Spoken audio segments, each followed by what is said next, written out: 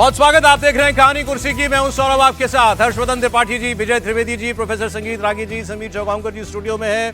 BMC हो गया, BJP जीत गई। अगला निशाना बंगाल। और बंगाल बहुत बड़ी चुनौती बीजेपी के लिए है। साथ में आएगा आसाम। तो ये दो वो ऐसे चुनाव हैं पूर्वोत्तर के जहां बीजेपी किसी सूरत में अपनी सत्ता चाहती है। आसाम में उसको 2 बार के बाद तीसरी बार जीतना होगा और बंगाल में उसको अपना अकाउंट खोलना होगा। अब बंगाल से बड़ा इस वक्त बीजेपी के लिए मतलब कुछ नहीं है पूरे देश में, चुनावी दृष्टि से मैं कह रहा हूं। और आपको याद है, हमने एक दिन आपको बयान सुनाया था बीएल संतोष, जो संगठन महामंत्री हैं बीजेपी के। उन्होंने कहा कि हमारे लिए चुनाव नहीं है, ये सिविलाइजेशनल बैटल है, हमें हर हाल में जीतना है। ये भारत माता को बचाने की लड़ी जा रही है। तो कल प्रधानमंत्री वहां पर थे। कल जो उन्होंने कहा था उसकी बात हम लोग करेंगे, लेकिन आज वो आसाम में है। अब उन्होंने आसाम में कहा कि जीते हम मुंबई में और जश्न मन रहा है काजीरंगा में थे वो। तो उनका कहना यह था कि भाई ये जो हम जगह जगह हमारी जीत हो रही है, खासतौर पर जितने विधानसभा चुनाव 2024 लोकसभा के बाद हुए हैं, उसमें आप देखिए जितने राज्य बीजेपी जीत गई, अभी लेटेस्ट इसमें बिहार था। तो उनका कहना था अब ये गाड़ी रुकने वाली नहीं है, बीएमसी से चल के अब ये बंगाल आएगी और आसाम आएगी और यहां हमारी जीत होगी। तो मैं पहले आपको जरा उनका आज का ताजा बयान सुना दूं, फिर कल जो उन्होंने बंगाल में कहा था बहुत इंपॉर्टेंट और बड़ी बातें बोली थी। पहले आज का स्टेटमेंट सुनते हैं। 2 दिन पहले ही महाराष्ट्र के बड़े शहरों में मेयर और पार्षदों के चुनाव परिणाम आए हैं। मुंबई, जो दुनिया के सबसे बड़े निगमों से एक है, वहां की जनता ने पहली बार बीजेपी को रिकॉर्ड जनादेश दिया।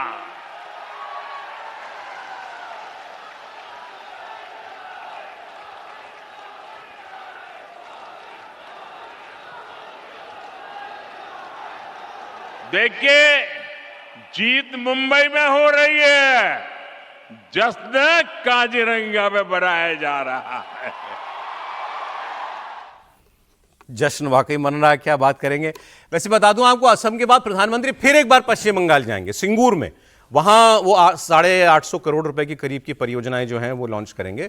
और बुनियादी ढांचे से जुड़ी, रेलवे, बंदरगाह से जुड़ी ऐसी कुछ परियोजनाएं इसमें शामिल हैं। इसके अलावा प्रधानमंत्री 3 नई अमृत भारत एक्सप्रेस ट्रेनों को भी हरी झंडी दिखाएंगे। फिर सिंगूर में उनकी रैली होगी, परिवर्तन संकल्प जनसभा। राज्य में अपने वर्कर्स में जोश भरना, ये सबसे बड़ा काम है बीजेपी का, कि वो अपने चुनाव में एक्टिव भी रहे। अभी एसआईआर का काम खत्म हुआ, इसके बाद असली काम है वोटरों को बाहर निकालने का। अब ये जो सिंगूर है, इसको समझना जरूरी है। टाटा का नैनो कार का प्रोजेक्ट था, आपको याद है, इसी सिंगूर में था।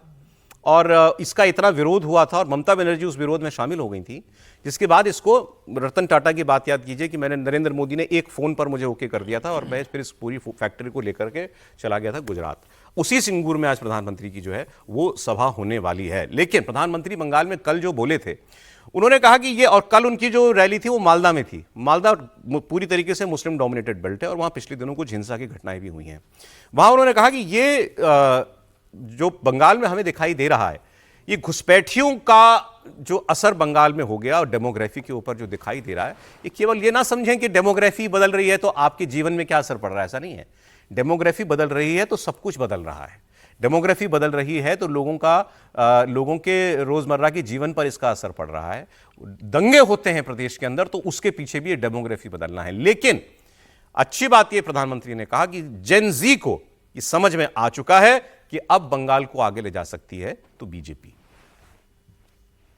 टीएमसी का सिंडिकेट सालों से यहां घुसपैठियों को बसाने, उन्हें वोटर बनाने का खेल खेल रहा है। जो घुसपैठिए हैं देश में आतंक और अन्य अपराधों को बढ़ावा दे रहे हैं। साथियों, पश्चिम बंगाल के अनेक क्षेत्रों में आबादी का संतुलन भी बिगड़ रहा है। यहां के लोग मुझे बताते हैं कि कई जगह तो बोलचाल भी बदलने लगी है। कई जगह भाषा और बोली में फर्क आ रहा है। घुसपैठियों की आबादी बढ़ने से बीते वर्षों में मालदा, मुर्शिदाबाद सहित पश्चिम बंगाल के अनेक क्षेत्रों में दंगे भी बढ़ने लगे हैं। आपको घुसपैठियों और यहां के सत्ताधारी लोगों के इस गठजोड़ को तोड़ना ही हो। अब ये तो क्लियर है कि बीजेपी का सबसे बड़ा मुद्दा बंगाल के चुनाव में घुसपैठिया है। असम में भी वही होगा सबसे बड़ा मुद्दा। नहीं तो वो हेमंत बिश्व शर्मा ये नहीं कहते कि मैं 22 सीटों पर कैंडिडेट ही नहीं दूंगा जहां पर सिर्फ मुस्लिम आबादी है। तो वो ये बताना चाहते हैं कि इस, जैसे प्रधानमंत्री ने कहा कि घुसपैठ का असर आपके पूरे जीवन पर पड़ना शुरू हो गया। सवाल इनके बताने का नहीं है, सवाल है लोग ये क्या बात मान रहे हैं और समझ रहे हैं, तब वहां पर कुछ होगा जो होगा। और क्या उसके लिए वो ममता बनर्जी को दोषी मानते हैं, तब बनेगी ना बात। देखिए, प्रधानमंत्री जी को इसलिए कहना पड़ रहा है कि इस देश का एक बौद्धिक वर्ग बार बार ये बात कहता था कि अरे क्या फर्क पड़ता है, डेमोग्राफी बदलने से क्या फर्क पड़ता है, एक मुसलमान यदि संख्या बढ़ जाती है तो क्या फर्क पड़ता है। हाँ। ये बात सावरकर जी ने कहा। याद है वो जो हिंडन मतलब नदी वाले जो सीनियर जर्नलिस्ट हैं, अवार्ड विनर, उन्होंने भी एक बार ये कहा था कि बगैर मुसलमान देश में ज्यादा हो जाएंगे तो क्या हो जाएगा। हाँ, वो बोलेंगे ऐसा, लेकिन उनको ये पता नहीं है कि उन्हीं मुसलमानों के बढ़ने के कारण जो है वो भारत का विभाजन हो गया। और जहां जहां मुस्लिम जनसंख्या पूरी दुनिया में बढ़ी है वो कम्युनली सेंसिटिव इलाके बन गए। तो भारत उससे अपवाद थोड़े रहेगा। भारत के अंदर भी जो इलाके मुस्लिम बहुल हो गए हैं वो कम्युनली सेंसिटिव हो गए हैं। डेमोग्राफी, प्रधानमंत्री और बीजेपी सर एक बस एक जरूरी है, मुझे नहीं मालूम वो मतलब क्यों, लेकिन वो कभी मुसलमान शब्द तो बोलेंगे नहीं वो हमेशा वो कहते हैं घुसपैठियों की वजह से। देखिए, प्रधानमंत्री जी उस जहां पर बैठे हुए हैं वहां से वो बोल नहीं सकते हैं, लेकिन सच्चाई क्या है ये देश को भी मालूम है। सच्चाई ये है कि घुसपैठियों को शरण क्या दिए। टीवी राजेश्वर रिपोर्ट पढ़ लीजिए जरा सा, आसाम के जनरल एस के सिन्हा की रिपोर्ट पढ़ लें, हम सब पता लग जाएगा कि कौन उनको राशन कार्ड बनवाता था। यही तो बगल के मुसलमान ही बनवाते थे। और आसाम के अंदर उनके मंत्री कहा करते थे कि भाई हम कुली और अली के सहारे जो है वो सत्ता में आते हैं। बंगाल के अंदर जो है वो सारी पॉलिटिकल पार्टियों ने, इंद्रजीत गुप्ता, सारे ये रिकॉर्ड तो 1998 में कहा जा रहा था कि भाई 1.5 करोड़ 2 करोड़ बंगाल की जनता को फर्क पड़ रहा है क्या इससे सर? बंगाल की जनता को नहीं फर्क पड़ा, इसीलिए प्रधानमंत्री समझा रहे हैं और आने वाले दिनों में समझाएंगे कि बांग्लादेश को जरा देखो एक बार, मिरर इमेज है बांग्लादेश में। पूरे बंगालियों को इस बात का गर्व था कि हम बंगला कल्चर एक हैं जी। उनको दिखाई दे रहा होगा अभी कि ये बांग्लादेश के अंदर हिंदुओं के साथ क्या हो रहा है। ठीक है सर, बंगाल और असम दोनों जगह का अभी पॉलिटिकल क्लाइमेट क्या बता रहा है? देखिए, बंगाल में तो ममता बनर्जी बहुत डरी हुई है। जिस तरीके से अमित शाह जी वहाँ लगातार संगठन देख रहे हैं, प्रधानमंत्री नरेंद्र मोदी लगातार रैली कर रहे हैं, और एसआईआर के बाद ममता बनर्जी जिस तरीके से घबराहट में है कि भाई एसआईआर में उनके वोट काटे जा रहे हैं, एसआईआर के बाद और अब जिस तरीके से घुसपैठी को लेकर लगातार अमित शाह जी ने जिस तरह का बयान दिया, मोहन भागवत जी जब बंगाल में गए तब उन्होंने घुसपैठी को लेकर कहा था कि यहाँ की डेमोग्राफी बदल रही है बंगाल की। नरेंद्र मोदी जी प्रधानमंत्री का जिस तरीके से बयान बंगाल को लेकर आ रहा है, घुसपैठी को लेकर कि बोली और भाषा यहाँ का बदलते जा रही है, उन्होंने बहुत स्पष्ट कहा कि भाई सत्तारूढ़ दल ने जिस तरीके से यहाँ पर एक घुसपैठियों को एक इंडस्ट्री खड़ी कर दी, उनका संरक्षण मिला है, उसके आधार पर यहाँ पर जिस तरीके से एक पूरी तरीके से स्थिति बदलने में आ गई है। तो अब, और उन्होंने कल बहुत स्पष्ट कहा कि भाई मतुआ समाज के लिए भी उन्होंने कहा कि आपको डरने की जरूरत नहीं है, सीएम आपके लिए लेकर आए थे, तो आप, ये मोदी की गारंटी कि आपको किसी भी तरह से डरने की जरूरत नहीं, जो आपके बारे में गलत कहा जा रहा है। डेमोग्राफी चेंज और घुसपैठी का मुद्दा बंगाल का सबसे बड़ा मुद्दा बन रहा है। करप्शन भी इसका उन्होंने, मोदी जी ने बहुत बड़ा मुद्दा उठाया और कल कहा है कि भाई यह सरकार ऐसी है जो खुद का पैसा तो खाई जाती है भ्रष्टाचार में, कहने से जो पैसा आता है वो भी हड़प लेती है। तो मोदी जी ने बहुत स्पष्ट बोला है कि करप्शन घुसपैठी बहुत बड़ा है, लॉ एंड ऑर्डर बहुत बड़ा। असम का भी बता दें मुझे, असम में तीसरी बार बीजेपी इस वक्त जो है लड़ाई लड़ रही है, अभी भी प्रो इनकम्बेंसी वाली बात है या एंटी शुरू हो गई है? नहीं, मुझे लग रहा है कि असम में बीजेपी को चुनौती रहेगी, ऐसा नहीं कि मतलब बहुत एक तरफा लड़ाई होने जा रही है। और इसीलिए मुझे लग रहा है कि प्रधानमंत्री मोदी ने जिस तरीके से असम में चुनाव प्रचार शुरू किया, क्योंकि अब वहां पर कांग्रेस के जो वहां पर प्रदेश अध्यक्ष बने हैं तरुण गोगोई, वो जिस तरीके से तरुण गोगोई के बेटे गौरव गोगोई जिस तरीके से वहां देख रहे हैं, प्रियंका गांधी को वहां दिया गया, हालांकि प्रियंका वहां पर गई नहीं है, लेकिन घुसपैठी का सबसे बड़ा मुद्दा आसाम में भी है जिस तरीके से, और हेमंता विश्व शर्मा जिस तरीके से बहुत स्पष्ट बोल रहे हैं। कोई कल issue जो तो उन्होंने नहीं कहा था कि भाई 19 और 21 सीटें तो हम 22 सीटें हम लड़ना ही नहीं चाहते, क्योंकि बट वो इट्स अ हमारे हाथ में चैलेंज, नहीं है। बीजेपी के लिए तीसरी बार रिपीट करना बिल्कुल, चुनौती है। एक चुनौती ठीक है वहां पर। अब मैं आपको सर इस पर आगे बात कर लेंगे, अगली खबर जुड़ी सी हुई है इससे।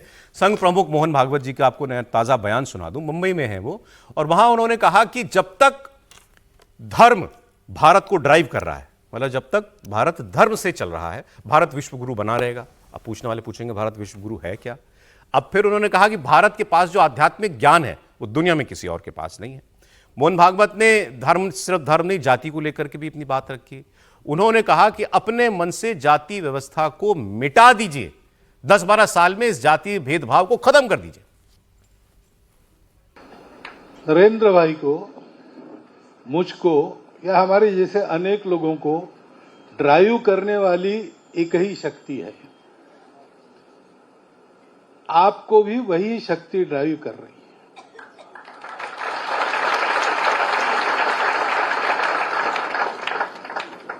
वो शक्ति जहां ड्राइव करती, उस गाड़ी में हम बैठे तो हमारा एक्सीडेंट कभी नहीं होगा। उस ड्राइवर का नाम है धर्म।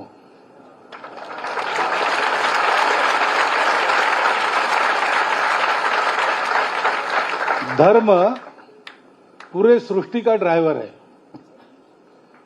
सृष्टि बनी तो उसके चलने का जो नियम बना वही धर्म है। एक एक झोपड़ी के व्यक्ति को भी, अनपढ़ व्यक्ति को भी वो भाषण नहीं दे सकता, लेकिन उसके रग रग में ही ये धर्म है भारतवर्ष में।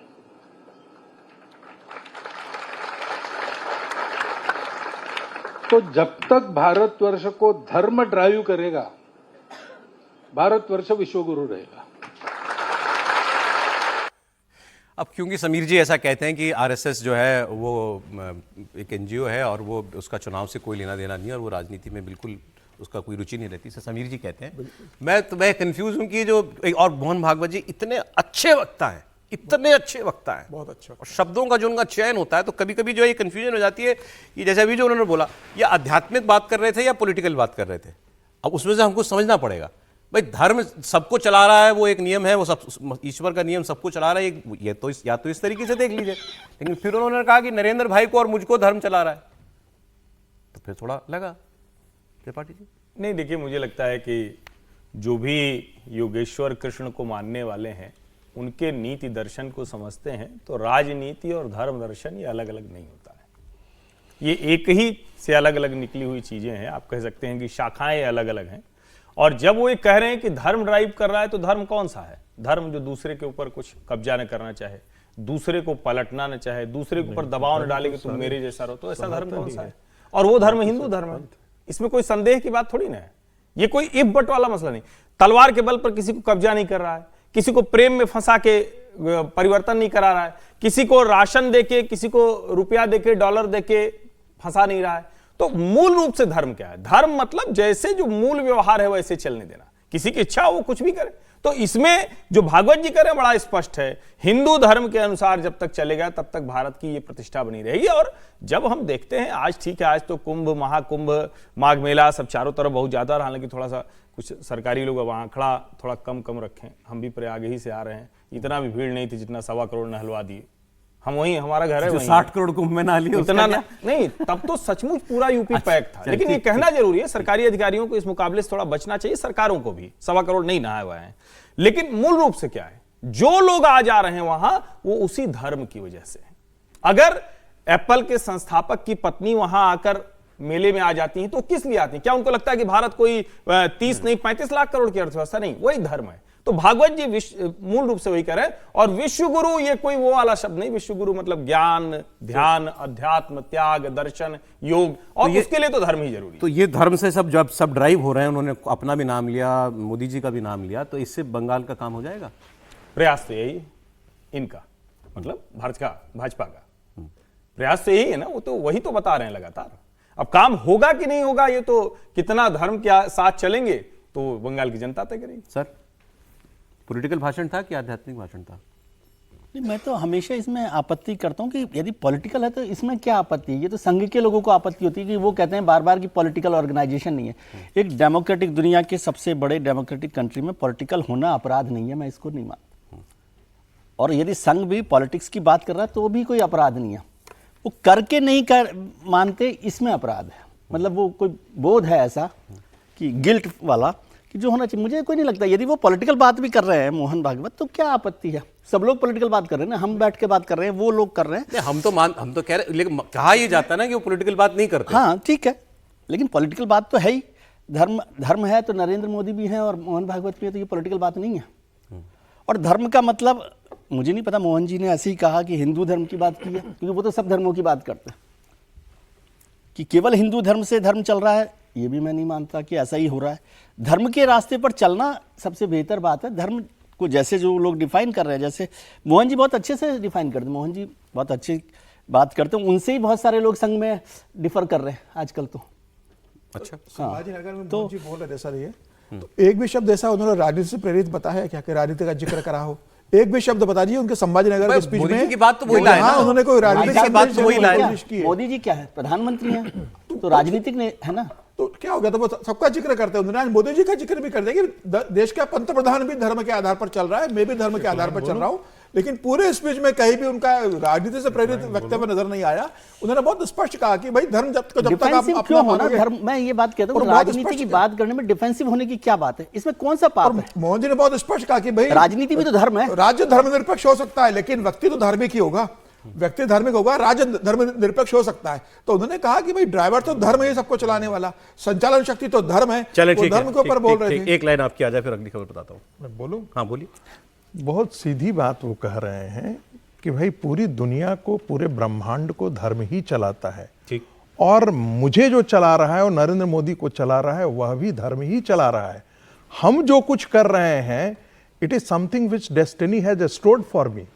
तो इतनी सी बात है, इसको बतंगड़ बनाने की कोई आवश्यकता नहीं, इसमें राजनीति देखने की आवश्यकता ही नहीं है। और दूसरी बात उन्होंने कहा कि भारत अमेरिका नहीं हो सकता, भारत ब्रिटेन नहीं हो सकता, भारत ही रहेगा वह जब तक उसके साथ सनातन धर्म है। बाकी तो सब मजहब हैं, धर्म बाकी कोई है, बाकी सब मजहब है, किसी ने दिया है उसको, सनातन को किसी ने नहीं दिया है, ये सृष्टि के साथ है, इसीलिए यह धर्म है, ये प्रकृति के साथ है। कल एक, क्योंकि अब उन्होंने कहा धर्म की बात हो गई, तो कल एक कंट्रोवर्सी हो गई, बड़ी कंट्रोवर्सी हो गई ए.आर. रहमान की बात से। वो ऑस्कर अवार्ड विजेता हमारे संगीतकार है ए.आर. रहमान, बहुत बड़े संगीतकार हैं।